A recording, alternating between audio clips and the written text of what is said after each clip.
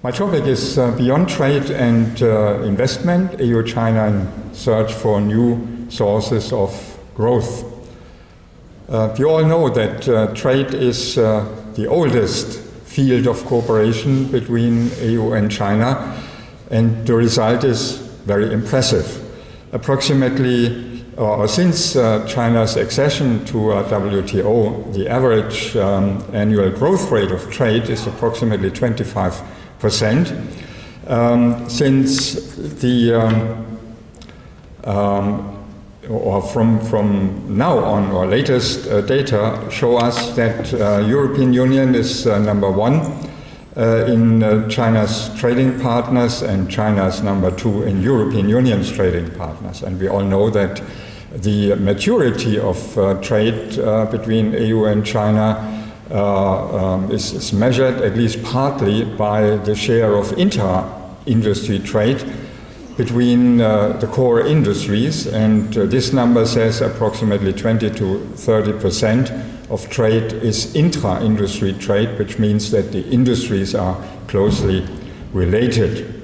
But on the other side, we all know that there are also disputes. There are trade disputes.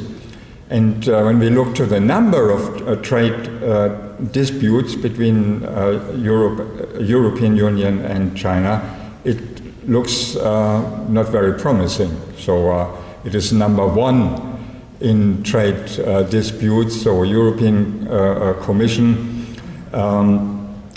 raises a lot of investigations and measures against Chinese imports. But when we measure this by value of trade, then it is very low. It is approximately 1.5% of EU's imports are affected by investigations and measures, and this is not really high. So a topic which is currently on the agenda, and I must mention it, is market economy status for China. And maybe you know that recently European Parliament voted no, and we will see how this is moving forward. But trade as an important component to support growth, this is, let's say, the old growth model of China.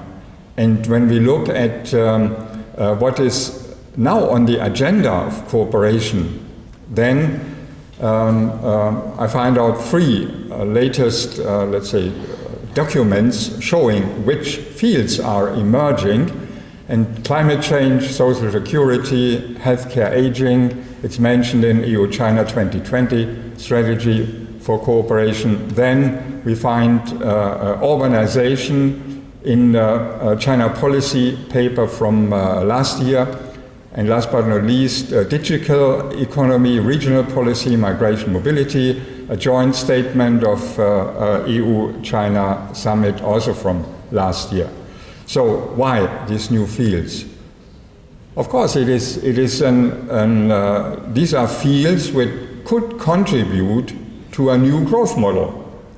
And we know that China's growth model is moving away from an export-oriented growth strategy. The new keyword is supply-side development and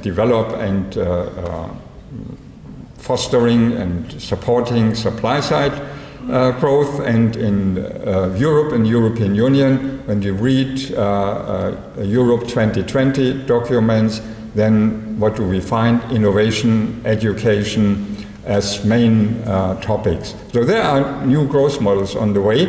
And how are these growth models reflected in EU-China cooperation? That's the question.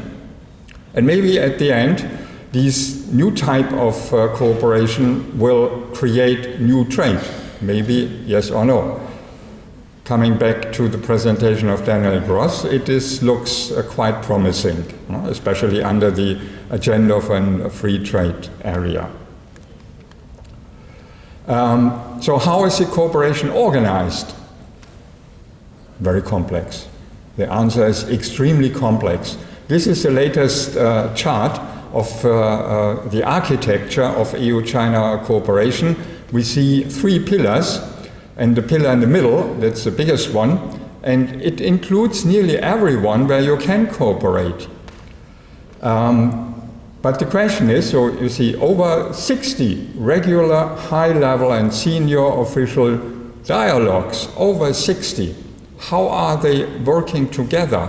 Are they really under one umbrella, under one idea where to go, what to achieve, yes or no? So I doubt. And my doubts are, firstly, is this picture a certain kind of institutional inertia? Is it really flexible? Is this kind of architecture something which is alive, which is communicating, where boxes, some of the boxes are, let's say, cooperating with each other, yes or no?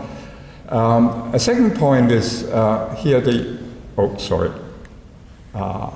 no, I destroyed. Excuse me. That's my second point is here. On the right side, the inertia, the behavioral inertia. Usually, we do not hear anything about how negotiations are moving or not moving. But we know from industries, from, let's say, German industry, French industry, when they move to China, they always experience problems. What are the problems? Problems starting with cultural distance. You cannot transfer your let's say, European style negotiation style to China. You cannot take it with you. So this means the negotiators are definitely specialists in their field, but do they communicate on the same level? We never heard anything about this. We know from industry, we know complaints from industry that it is difficult to make business in China. So I'm not quite sure whether all the negotiations are moving forward really smoothly in this very complicated. Okay, my hypothesis is finally, there is a lack of a consistent program governance structure. And program governance structure means, firstly, what is the cooperation mechanism? Is the cooperation mechanism, let's say, a kind of vertical and horizontally structured? If you think back on all the boxes, are they communicating with each other? Are they linkages, yes or no? Or are they separated? So there's a dialogue 23 and dialogue 36. Do they communicate? Do they cooperate? In which direction? Yes or no? So this is a cooperation mechanism. And cooperation content, the question is there a goal orientation in the whole architecture of the cooperation? Yes or no? A goal orientation. This means if there is a goal orientation, are there trade-offs within this complex kind of architecture? And a second part is not only goal-oriented, is it means-oriented? How is the means orientation?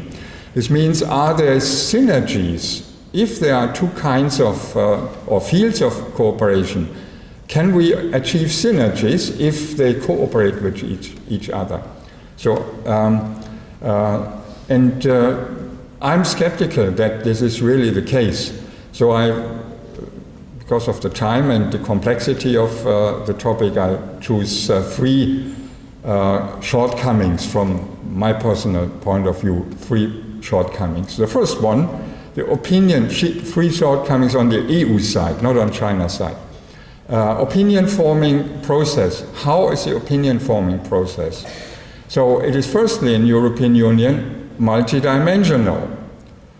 This means a package of a summit includes trade issues, human rights, democratization, but this does not fit together under one goal.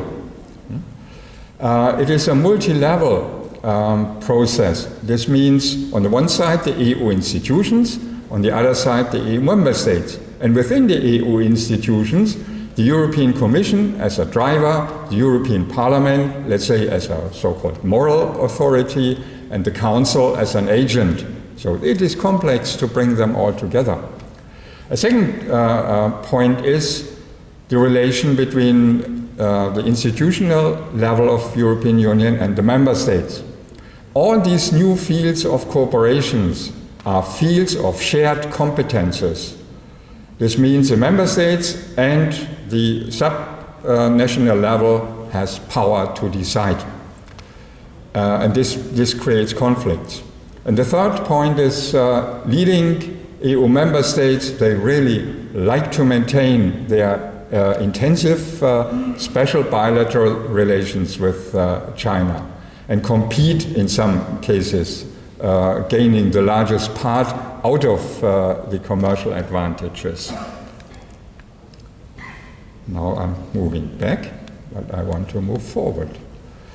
So what are guidelines, or what can be guidelines for a governance program? So related to EU-China relations, I think concentration on common interests, and not interests which are differently and which do not fit together to create one common result. Common interests. The second point is cooperation based on the rule of reciprocal engagement. So if European Union is offering something, we should expect that China is offering also something. It should be reciprocal. EU internal means, because of the shared competences, there must be a balance between intergovernmental and supranational approaches. How to achieve it? This is a discussion inside, or must be a discussion inside. And last but not least, the word strategic. It is always something really difficult to fill with content. We like to say this is a strategic dialogue, but do we really know what the word strategic means? I don't. So, and finally, the result from institution building diplomacy. Another box, another box, another box. Toward interest-based and socio-economic environment embracing governance. And the last slide shows or should show how it could work. Cooperating hand in hand. The overall goal, and I'm an economist, and so my interpretation of growth is firstly economic growth, but then sustainable economic growth. And economic growth means we are on the first level of the economy, and there are developments. For example, in European Union, there's a discussion on reindustrialization, robotics revolution, 4.0 in industry. In China, efficient manufacturing, employment creating resource efficient growth. You read these keywords in the documents. So, what is then the overlapping part where they can cooperate? So this is then in the middle, technology, trade, FDI, transportation, and so on. And then we move downward, vertical, to society, and we can move to environment. And in all these, in the two other fields, there are special topics on the agenda of European Union and China. And what we must do is find out the overlapping fields where cooperation creates value for both sides. And this is the horizontal line. And the vertical line is that the word sustainable indicates we cannot only rely on an, let's say, classical economic interpretation of growth, which means GDP plus, and so on. So we must consider the social impact, and we must consider the environmental impact, and bring these all together. And finally, downward at the end, this kind of cooperation is more than a bilateral cooperation. At the end, it should contribute and it should show that the cooperation shows a common global responsibility. Thank you very much.